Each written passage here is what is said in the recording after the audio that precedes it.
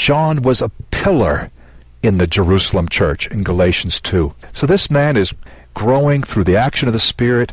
He's courageous, and the rough edges are getting filed off. He's becoming more a man of love. And so that's very encouraging to us. What about his later life?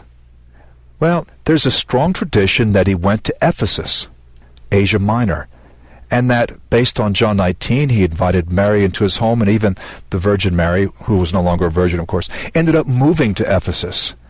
And that's possible. There's another strong tradition, and that's that this involves two second-century characters. One is named Irenaeus, and Irenaeus lives like 160 to the early 200s.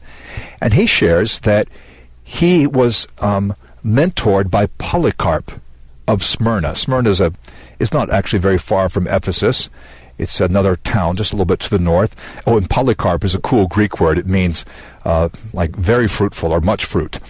And so Polycarp had taught Irenaeus, and Polycarp himself had sat at the feet of John. And so this suggests a link, and it's very interesting. You have a man who's still alive in the year 200 who, in a way, was a disciple of John. He was like John's grand disciple, or Jesus' great-grand disciple. I know we don't want to talk that way, but it is pretty intriguing that generation after generation, there are fewer and fewer people who are directly connected to the Lord. But it did take quite a number of decades before people started forgetting.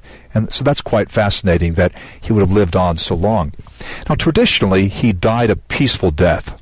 In contrast, at least 7 of the apostles died a violent death, a martyr's death. And if John 19:26, this assumed that John is the disciple whom Jesus loved, if that refers to John, then perhaps he was the last to die. Of course, there are other views about who that disciple is, and since the Bible never says, I think we have to be a little bit careful.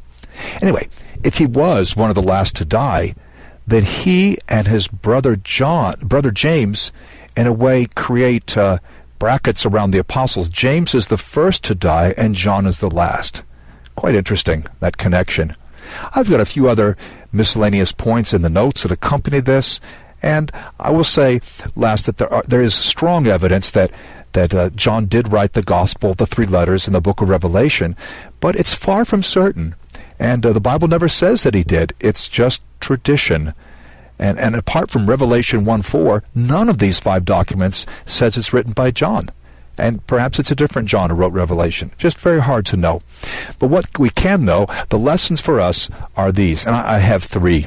The apostle of love reminds us of an urgent need to love insiders with a zealous, fraternal loyalty, and to love outsiders, the mission of Christ. Second, people change.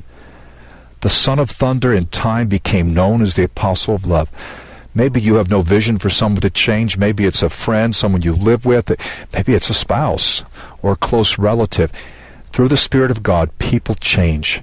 As Paul says of the Corinthians in 1 Corinthians 6, 9-11, people came from the most incredible, negative, shocking backgrounds. And that is what some of you were. They changed because they were sanctified by the Spirit. So there's that urgent need for love. People change. And thirdly, of course, we need to stay faithful to the very end, whenever that comes.